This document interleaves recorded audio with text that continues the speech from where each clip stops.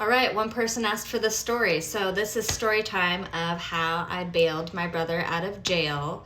And keep in mind, I have not seen my brother in person since he was pew-pewed by a police officer.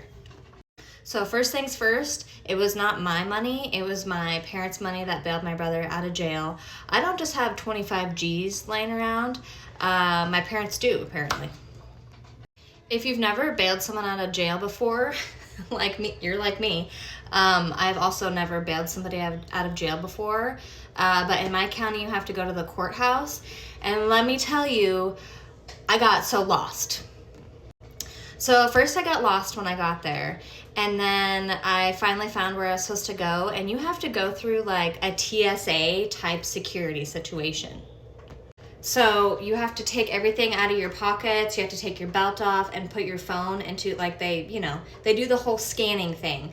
And then you have to walk through, the thing to see if you have anything. I don't know if this story makes any sense. And then after that, you have to go stand on the security mat, with your back turned like this. And they have you put your hands up, and then they wand like your whole body. And the security guy and the guy who was working, there, they were super nice and super friendly. So thank you for that. But my anxiety was still, at an all-time high. I don't know if anybody else can relate to this, but I am extremely scared or anxious around people with authority, which, like, police officers, courthouse, lawyers, all those kind of people give me massive anxiety. Thank goodness my mom knows someone who works there at the courthouse, and I saw her, and as soon as I walked in the building and I locked eyes and I was like, hey, help me, please, help me go where I need to go. So she literally walked me right to where I needed to go, which thank you so much, my mom's friend. Her name is Betsy. Thank you, Betsy. And so she walked me up to the counter, and I had to wait in line. It's so funny, there was a guy that was standing next to me, and he was like, hey, what are you here for?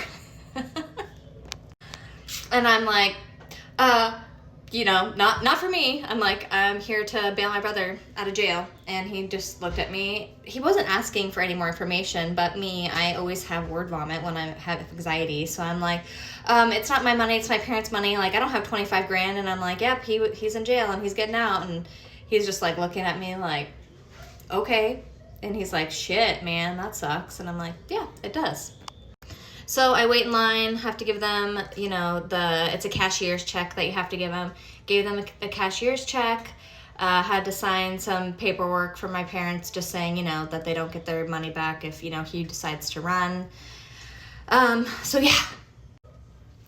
Before I leave, I'm like, how the heck do I get out of here? I leave the building, and then you have to take the paper that they give you and take it to the jail.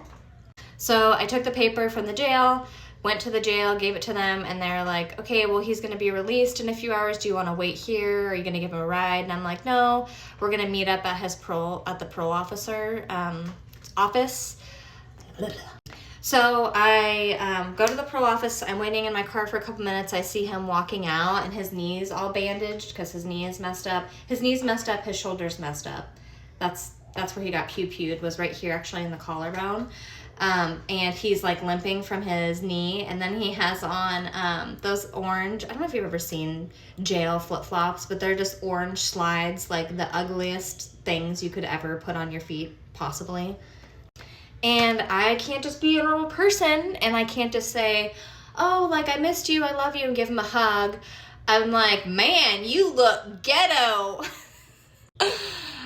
Yeah, so I told my brother that he looked ghetto, and then I proceeded to give him a hug and tell him I love him, of course. And then I just drove him around town. He had some errand things he had to do, and then I took him to my grandma's house and visited for a little bit.